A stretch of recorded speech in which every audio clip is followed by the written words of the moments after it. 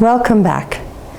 Today we'll be talking about yet another tool that an author can use in order to underline meaning in poetry. That tool is something we call meter.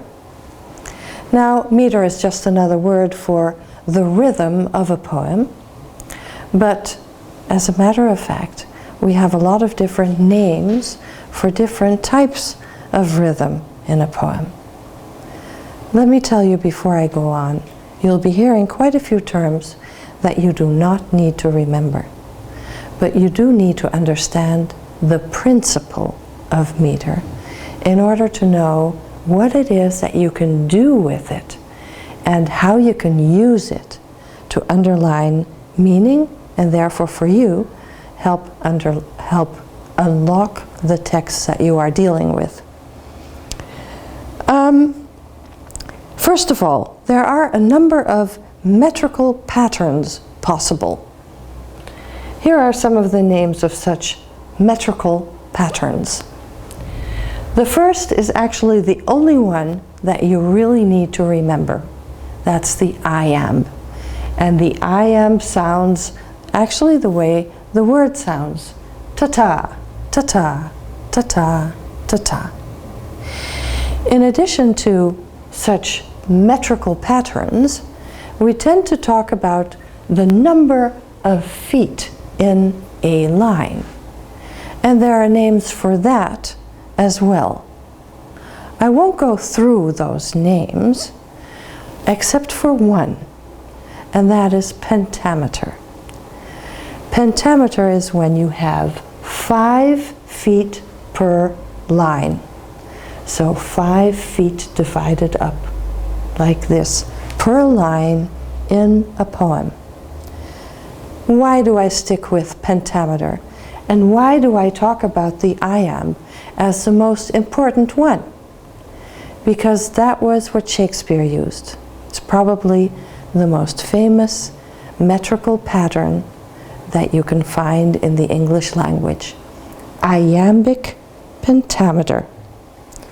We also see it in the poem that we analyzed earlier when we looked at rhyme, the sonnet. The sonnet consisting of 4 quatrains, 3 quatrains, and 1 couplet at the end. This is the English or Shakespearean sonnet, which tends to have a cut before the last 2 lines, the final couplet. Okay, what we see here is a poem which is written in iambic pentameter. But if you look closely, you will see that it's not entirely in iambic pentameter. And that is also something a poet chooses to do. Once in a while, a poet will choose to substitute or to deviate from the prevalent pattern. Most of this poem is in iambic pentameter. Has 5 feet per line, 1, 2, 3, 4, 5. And generally those feet consist of iambs. But not all of them do.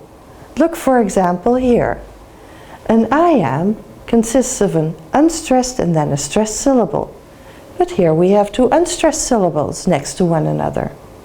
Or here we have, let me see,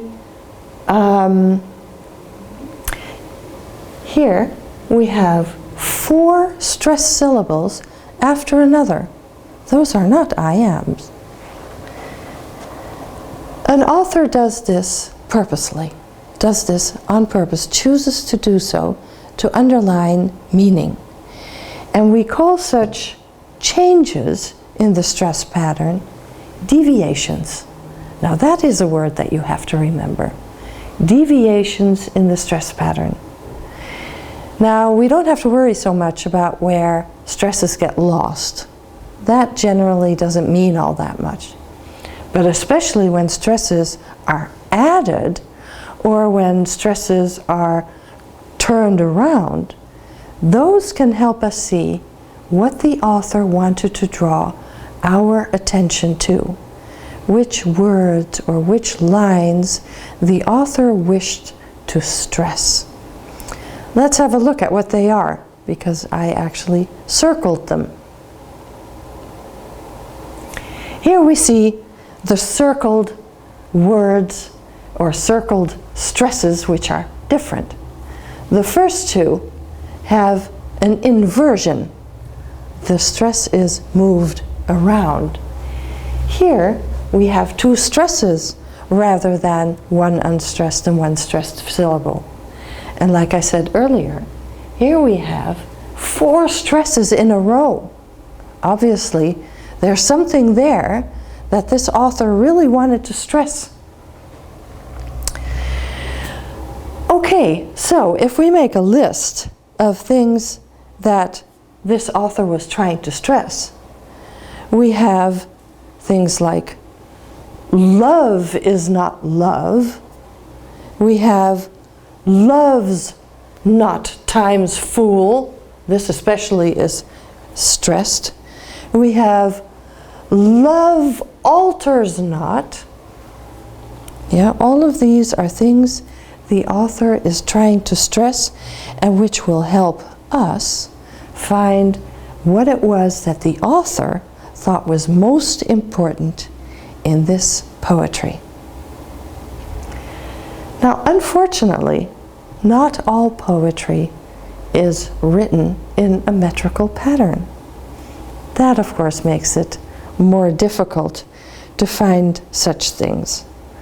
Also, many of Shakespeare's plays are written in blank verse. So although they are in iambic pentameter, they don't rhyme. So we don't have that to help us either. Some poetry, especially modern poetry, will have neither rhyme nor fixed meter. But in these older poems, we will have the help of both rhyme and meter to help us figure out meaning. If we don't have rhyme, if we don't have meter, then of course we still have the other things that we've already been talking about. And those include things like imagery, but they also include things that have to do with the sound of poetry. If a poet uses a lot of alliteration, we figure out that the words that have the same beginning letter, the same beginning sound, somehow belong together. Another thing that at least some poets do is, for example, choose very carefully the vowel sounds. We have one poem, Fall in Spring, which we will be reading during this course, which has an awful lot of oo and o sounds. These sounds, to many poets, are sounds they use to denote sad feelings. So sometimes that can be helpful to help us see what's happening in poetry as well.